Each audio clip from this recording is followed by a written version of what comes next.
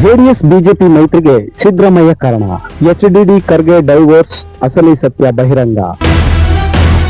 ಸಿದ್ದು ವಿರುದ್ಧ ಅಂದು ಕ್ರಮ ಕೈಗೊಂಡಿದ್ರೆ ಜೆಡಿಎಸ್ ಬಿಜೆಪಿ ಜೊತೆ ಮೈತ್ರಿ ಮಾಡಿಕೊಳ್ತಿರ್ಲಿಲ್ಲ. ಅಂದು ಕ್ರಮ ಕೈಗೊಂಡಿದ್ರೆ ಸಿದ್ದು ಪಕ್ಷದಲ್ಲೇ ಇರ್ತಿರ್ಲಿಲ್ಲ. ಎಸ್, ರಾಜಕೀಯವಾಗಿ ಈಗ ಎಲ್ಲರ ತಾಳ ತಂಬೂರಿಗಳು ಬದಲಾಗ್ತಿವೆ. ಶತ್ರುವಿನ ಶತ್ರು ಮಿತ್ರ ಅನ್ನೋದು ಒಪ್ಪಿಕೊಳ್ತಿದ್ದಾರೆ. ರಾಜಕೀಯವಾಗಿ ಬದುಕುಳಿಬೇಕು ಅಂದ್ರೆ ಯಾರೊಂದಿಗೆ ಬೇಕಾದ್ರೂ ಮದುವೆ ಆಗ್ತಾರೆ, ಯಾವಾಗ ಬೇಕಾದ್ರೂ ಡೈವರ್ಸ್ ಕೊಡ್ತಾರೆ. ಹೀಗೆ ಖರ್ಗೆಗೆ ಡೈವರ್ಸ್ ಕೊಡಕ್ಕೆ ದೇವೇಗೌಡರು ಸಿದ್ಧರಾಗಿದ್ದು ಕಾಂಗ್ರೆಸ್ ನಲ್ಲಿ ಸಿದ್ದರಾಮಯ್ಯ ಸ್ಟ್ರಾಂಗ್ ಆದಾಗಿಂದ 2018ರಲ್ಲಿ ಲವರ್ ಬೈ ಖರ್ಗೆನೇ ಸಿಎಂ ಆಗ್ಲಿ ಅಂತ ಹೇಳಿದ್ರಂತೆ ಗೌಡ್ರು. ಆದ್ರೆ ಖರ್ಗೆ HDK ಸಿಎಂ ಆಗ್ಲಿ ಅಂತ ಹೇಳಿದ್ರಂತೆ. ಹಾಗಾದ್ರೆ ಏನ್ ಈ ಕಹಾನಿ ಅಂದ್ರ ಈ ಲೆಟರ್ ಒಂದ್ಸಾರಿ ಓದ್ಬಿಡ್ತೀನಿ ನೋಡಿ. ನಾನು ನನ್ನ ಸ್ನೇಹಿತನಿಗೆ ಮದುವೆಯ ಭಾಷೆಯಲ್ಲಿಯೇ ಉತ್ತರಿಸಿದ್ರೆ, ನಾನು ಕಾಂಗ್ರೆಸ್ ಜೊತೆ ಬಲವಂತದ ಮದುವೆಯಲ್ಲಿದ್ದೆ. ಆದ್ರೆ ಅದು ದುರುದ್ದೇಶಪೂರಿತ ಸಂಬಂಧವಾದ್ರಿಂದ ಅವರಿಗೆ ವಿಚ್ಛೇದನ ನೀಡಬೇಕಾಯಿತು ಎಂದು ಹೇಳಲು ಬಯಸುತ್ತೇನೆ. 2018ರಲ್ಲಿ ಕಾಂಗ್ರೆಸ್ ಶ್ರೀ ಗುಲಾಂ ನಬಿ ಆಜಾದ್ ಅವರನ್ನ ಕಳುಹಿಸಿ ಶ್ರೀ ಕುಮಾರಸ್ವಾಮಿ ಅವರನ್ನ ಮುಖ್ಯಮಂತ್ರಿ ಹುದ್ದೆಗೆ ಆಹ್ವಾನಿಸಿತು ಎಂಬುದನ್ನ ಶ್ರೀ ಖರ್ಗೆ ನೆನಪಿಸಿಕೊಳ್ತಾರೆ. ನಾನು ಇದಕ್ಕೆ ಒಪ್ಪಲಿಲ್ಲ. ಶ್ರೀ ಖರ್ಗೆ ಅವರನ್ನ ಮುಖ್ಯಮಂತ್ರಿ ಮಾಡಬೇಕೆಂದು ಎಲ್ಲರ ಸಮ್ಮುಖದಲ್ಲೇ ಹೇಳಿದ್ದೆ. ಶ್ರೀ ಸಿದ್ದರಾಮಯ್ಯ ಕೂಡ ಅಲ್ಲಿದ್ರು. ಆದ್ರೆ ಶ್ರೀ ಆಜಾದ್ ಶ್ರೀ ಕುಮಾರಸ್ವಾಮಿ ಅವರ ನಾಯಕತ್ವವನ್ನ ಒತ್ತಾಯಿಸಿದ್ರು. ಆದ್ರೆ ಇಷ್ಟೆಲ್ಲ ಹಾಡು, ನೃತ್ಯ ಮತ್ತು ಮದುವೆ ನಂತರ ಅವರು 2019ರಲ್ಲಿ ಏನ್ ಮಾಡಿದ್ರು? ಅವರು ನಮ್ಮನ್ನ ಕೈಬಿಟ್ರು. ಎಷ್ಟು ಕಾಂಗ್ರೆಸ್ ಶಾಸಕರು ಬಿಜೆಪಿಗೆ ಪಕ್ಷಾಂತರಗೊಂಡ್ರು ಮತ್ತು ಅವರನ್ನ ಯಾರು ಕಳಿಸಿದ್ರು ಎಂಬುದು ಈಗ ಎಲ್ರಿಗೂ ತಿಳಿದಿದೆ. ಆ ದಿನ ಪಕ್ಷಾಂತರಕ್ಕೆ ಪ್ರಚೋದನೆ ನೀಡಿದ ವ್ಯಕ್ತಿಯ ವಿರುದ್ಧ ಕಾಂಗ್ರೆಸ್ ಕ್ರಮ ಕೈಗೊಂಡಿದ್ರೆ ಇಂದು ನನ್ನ ಸ್ನೇಹಿತ ಶ್ರೀ ಖರ್ಗೆ ಅವರು AICC ಅಧ್ಯಕ್ಷರಾಗಿ ಉತ್ತಮ ಸ್ಥಾನದಲ್ಲಿರುತ್ತಿದ್ರು. ದೇವೇಗೌಡರು ಖರ್ಗೆ ಅವರಿಗೆ ಬರೆದ ಈ ಲೆಟರ್ ನಲ್ಲಿ ಕಾಂಗ್ರೆಸ್ ಜೊತೆಗಿನ ಸಂಬಂಧವನ್ನ ಬಲವಂತದ ಮದುವೆ ಅಂತ ಹೇಳಿದ್ದಾರೆ. 2018ರಲ್ಲಿ ಕರ್ನಾಟಕ ವಿಧಾನಸಭಾ ಚುನಾವಣೆಯ ನಂತರ ಯಾವುದೇ ಪಕ್ಷಕ್ಕೂ ಸ್ಪಷ್ಟ ಬಹುಮತ ಇರಲಿಲ್ಲ.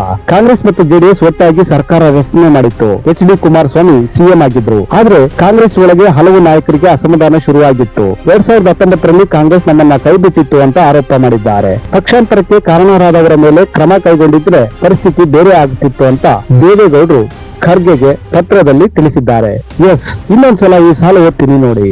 ಆ ದಿನ ಪಕ್ಷಾಂತರಕ್ಕೆ ಪ್ರಚೋದನೆ ನೀಡಿದ ವ್ಯಕ್ತಿಯ ವಿರುದ್ಧ ಕಾಂಗ್ರೆಸ್ ಕ್ರಮ ಕೈಗೊಂಡಿದ್ರೆ ಇಂದು ನನ್ನ ಸ್ನೇಹಿತ ಶ್ರೀ ಖರ್ಗೆ ಅವರು AICC ಅಧ್ಯಕ್ಷರಾಗಿ ಉತ್ತಮ ಸ್ಥಾನದಲ್ಲಿರ್ತಿದ್ರು. ಅಂದ್ರೆ ಪಕ್ಷಾಂತರಕ್ಕೆ ಪ್ರಚೋದನೆ ನೀಡಿದ ವ್ಯಕ್ತಿ ಯಾರು? ಧರ್ಮಸ್ಥಳದ ಪ್ರಕೃತಿ ಚಿಕಿತ್ಸಾ ಕೇಂದ್ರದಲ್ಲಿ ಹೇಳಿದ್ದ ಹೇಳಿಕೆಗಳೇನು? ಸಿದ್ದರಾಮಯ್ಯರನ್ನ ಕಡೆಗಣಿಸಿದ್ರೆ ಈ ಸರ್ಕಾರ ಉಳಿಯಲ್ಲ ಅಂತ ಅಂದು ಸಿದ್ದು ಬಣ ಹೇಳಿದ್ದಾಚೆ. ಸ್ವತಃ ಸಿದ್ದರಾಮಯ್ಯ ಅವರೇ ಅಂದು ಈ ಸರ್ಕಾರ ಲೋಕಸಭಾ ಚುನಾವಣೆವರೆಗೆ ಮಾತ್ರ ಅಂತ ಹೇಳಿದ್ದ ವಿಡಿಯೋ ವೈರಲ್ ಆಗಿತ್ತು. ನಂತರ ಲೋಕಸಭಾ ಎಲೆಕ್ಷನ್ ನಲ್ಲಿ ತುಮಕೂರಿನಿಂದ ಸ್ಪರ್ಧಿಸಿದ್ದ ಎಚ್.ಡಿ. ದೇವೇಗೌಡರು ಸೋತ್ರು. 2008ರಲ್ಲಿ ಜಿ ಪರಮೇಶ್ವರಗೆ ಆಗಿದ್ದ ಒಳೇಟು ಇಲ್ಲಿ ಆಗಿತ್ತ?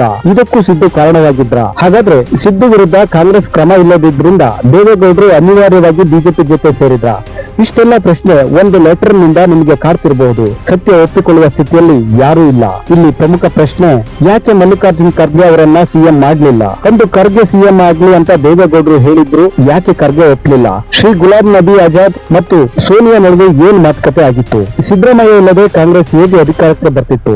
SN ಕೃಷ್ಣ ನಂತರ ಬಿಜೆಪಿ ಜೆಡಿಎಸ್ ಹೊಡೆತಕ್ಕೆ ತತ್ತರಿಸಿದ್ದ ಕಾಂಗ್ರೆಸ್ ಆಧಾರ ಸಂಬಂಧಿಸಿದ್ದ ಸಿದ್ದರಾಮಯ್ಯ ಅವರ ಮೇಲೆ ಹೆಂಗೆ ಕ್ರಮ ಕೈಗೊಳ್ಳಬೇಕಿತ್ತು ಹೈಕಮಾಂಡ್? ಆದ್ರೂ ಜೆಡಿಎಸ್ ಕಡಿಮೆ ಸ್ಥಾನ ಗೆದ್ದಿದ್ರು ಮುಖ್ಯಮಂತ್ರಿ ಸ್ಥಾನ ಕೊಟ್ಟಿದ್ದು ಏಕೆ? ಅಂದು ಚುನಾವಣಾ ಪೂರ್ವ ಬಿಜೆಪಿ ಜೊತೆ ಬಾಹ್ಯ ಹೊಂದಾಣಿಕೆ ಮಾಡಿಕೊಂಡು ನಂತರ ಕಾಂಗ್ರೆಸ್ ಸಿಎಂ ಆಫರ್ ಒಪ್ಪಿಕೊಂಡಿದ್ದೇಕೆ ಜೆಡಿಎಸ್? ಕಾಂಗ್ರೆಸ್ ನಲ್ಲಿ ದೊಡ್ಡ ಮಾಸ್ ಲೀಡರ್ಸ್ ಇದ್ದು ತಮ್ಮದೇ ಬಣ ಹೊಂದಿದ್ರು ಸರ್ಕಾರದಲ್ಲಿ ಅವರ ಪ್ರಭಾವ ಕಡಿಮೆ ಆಗ್ತಿದೆ ಅನ್ನೋ ಭಾವನೆ ಯಾಕೆ ಬಂತು?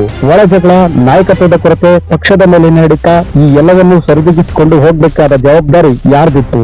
ಹೈಕಮಾಂಡ್ ಹೇಳಿಕೆಗೆ ತಲೆಯಾರಿಸಿದ್ದ ಇದೇ ಗೌಡ್ರ ಫ್ರೆಂಡ್ ಖರ್ಗೆ ಇಲ್ಲಿ ಸೋತಿದ್ರ?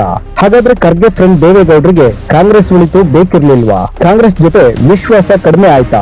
ರಾಜಕೀಯ ಬದುಕುಳಿಯುವ ಅಗತ್ಯ ಜೆಡಿಎಸ್ ಇದ್ದಿದ್ರಿಂದ ಬಿಜೆಪಿ ಜೊತೆ ಸ್ಟ್ರಾಟಜಿಕ್ ಅಲಯನ್ಸ್ ಮಾಡಿಕೊಳ್ತಾ ಶತ್ರುವಿನ ಶತ್ರು ಮಿತ್ರ ಈ ಸಿದ್ಧಾಂತಕ್ಕೆ ಜೆಡಿಎಸ್ ಅಂಟಿಕೊಳ್ತಾ ಒಬ್ಬ ವ್ಯಕ್ತಿಯನ್ನ ಬ್ಲೇಮ್ ಮಾಡೋದು ಸುಲಭ. ಆದ್ರೆ ಇಲ್ಲಿರೋದು ಮಲ್ಟಿ ಲೇಯರ್ ಪೊಲಿಟಿಕಲ್ ಫೇಲ್ಯೂರ್ ಅನ್ನೋದನ್ನ ಯಾರು ಒಪ್ಪಿಕೊಳ್ಳೋಕೆ ಸಿದ್ರಿಲ್ಲ.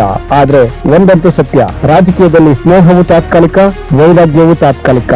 ಹಿಂಗಿದ್ದಾಗ ಹೊಸ ಲವರ್ ಬಿಜೆಪಿ ಈಗ ಏನ್ ಮಾಡ್ತಿದೆ? ಕಮೆಂಟ್ ಮಾಡಿ. Thank you.